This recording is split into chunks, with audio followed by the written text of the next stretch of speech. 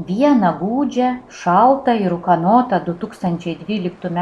žiemą mažame Lietuvos miestelyje, Kuršėnuose, naujai įsikūrusiame dienos centre, susibūrė neįtikėtinai vieninga jaunų, energingų ir entuziastingų žmonių komanda, kuri nusprendė nebesėdėti vienoje vietoje ir kovoti už save ir savo vietą po saule. Šios komandos noras išlįsti į viešumą atsirado dėl pernelyg dažnai žmonės purtančios elektros. Tai yra neigiamų ir nemalonių jausmų, kurie atsiranda susidūrusių neįgalių asmenių. Slaptoji komanda išdidžiai save pavadino trauklapio agentais, elektros nudegimų gydytojais. Trauklapio agentų misija – neigiamų nuostatų apie neįgaliuosius naikinimo ginklas, kuriuos proto negalią turintys jaunuoliai saugo savyje.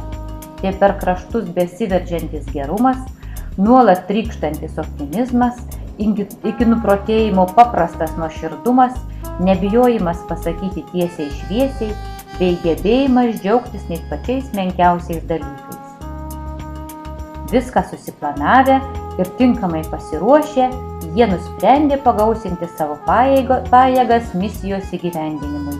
Tad sukvietė kruopščiai atrinktus ir patikimus potencialius kandidatus į trauklapių sąskridį, kur aptarė savo veiksmų planą, išsakė savo lūkesčius ir baimės, bei išbandė save komandiniuose žaidimuose.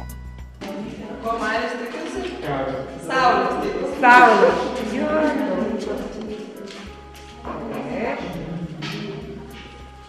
Tai mano lūkesčiai būtų linksmai praleisti laiką ir susirasti draugų.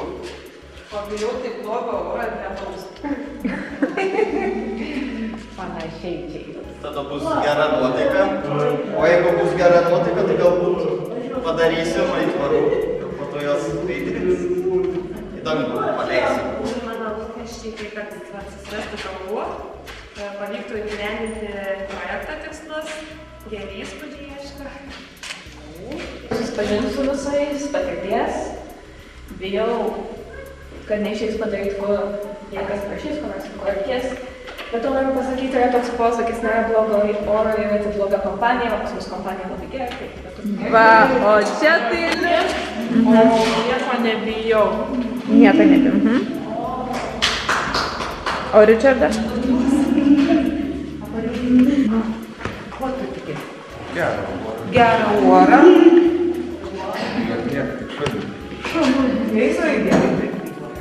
Išaušo pirmoji trauklapio agentų misijos įgyvendinimo diena. Rimtai ir kovingai nusiteikę, jie susirinko į slaptą stovyklą ir laukė atvykstančių naujų trauklapio agentų, kurių dar laukia vienas išbandymas – krikštynos.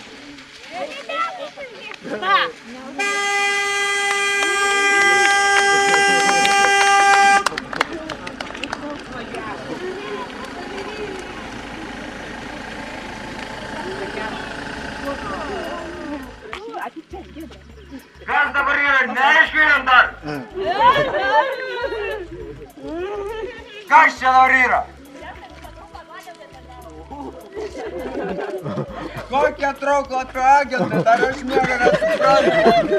Greičiau, koks čia bėgims, nežinau, vežliai, bėg. Bravo, sekantis. Neriam. Bravo. Niekada neišduoti trauklapio agentų paslapčių. Ačiū. Senieji ir naujai pakrikštyti trauklapio agentai drąsiai ir atsakingai susitelkė ir pasiskirstė į 3 komandas. Paparacai atsakingi už visuomenės nuomonės apie neįgaliuosius tyrimą bei informacijos sklaidą. Paparaciai mes jėga, mokysimės visada. Teptukai atsakingi už trauklapių erdvės įvaizdį. Mes jėga, išpaišysim ir tave. Ir meistriukai trauklapio erdvės techniniai rangovai. Amfi teatras, mes jėga, mes fainiausi visada. Prieš pradedant įgyvendinti misiją, Trauklapio agentai leidosi dar į vieną avantiūrą – patyriminį žygį ieškoti lobio. Lobis surastas. Rado lobį! Kas rado lobį? Arba klaidina. Komanda dirba efektyviai, todėl kitą rytą pasimankštinę jie drąsiai ir ryžtingai pradėjo savo misiją.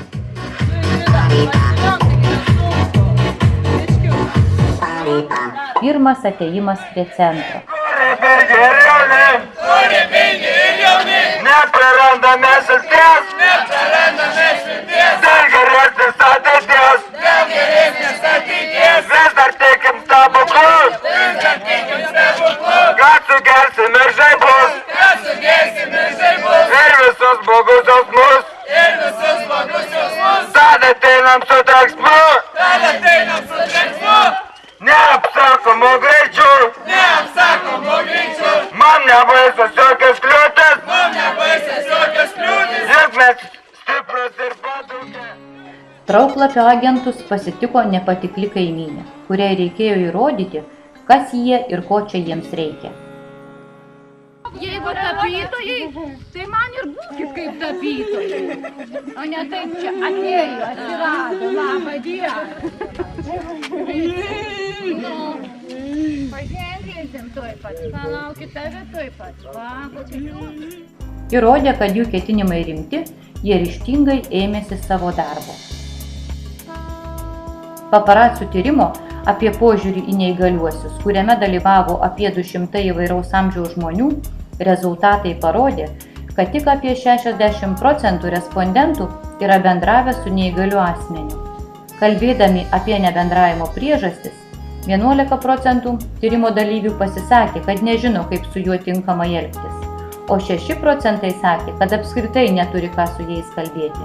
Net 54% tyrimo dalyvių į šį klausimą neatsakė, galimai dėl to, kad sudėtinga apie tai kalbėti. Svarbu pastebėti, kad tik vos 4% tyriamųjų jaučia baimę ir pasibjaurėjimą. Likę išsakė tokius jausmus, kaip norą padėti ir gailestį.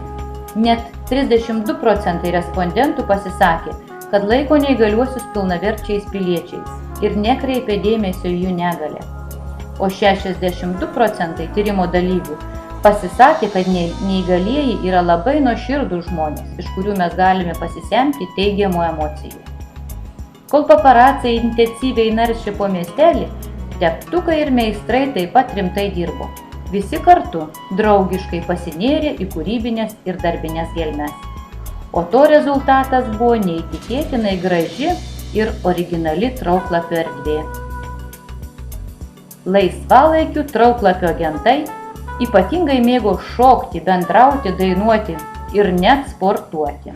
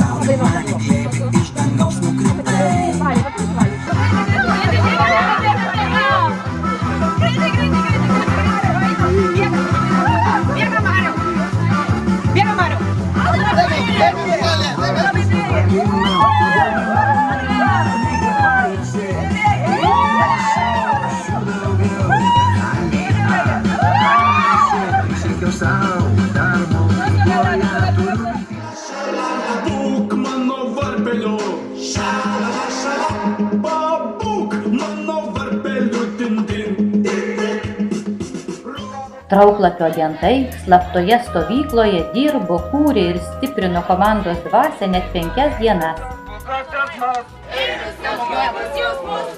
Ateinam su trenksmu! Neapsakomu greičiu! Mums nebais tokios laisvės! Kai išaušo paskutinioji diena, jų misija įgavo atgamtiškas galias. Trauklapio agentams žygiuojant į savo sukurtą erdvę ir iškilmingai skanduojant savo himną, Staiga pradėjo niauktis dangus, pamažu ėmė kilti vėjas ir iki šiol tik himne minėti žaibai ir trenksmai pasirodė danguje. Trauklapio agentų misijos įgyvendinimą pripažino net gamta. Po didelio uragano visame miestelyje dingo elektra. Būtent tai ir buvo pagrindinis Trauklapio agentų tikslas.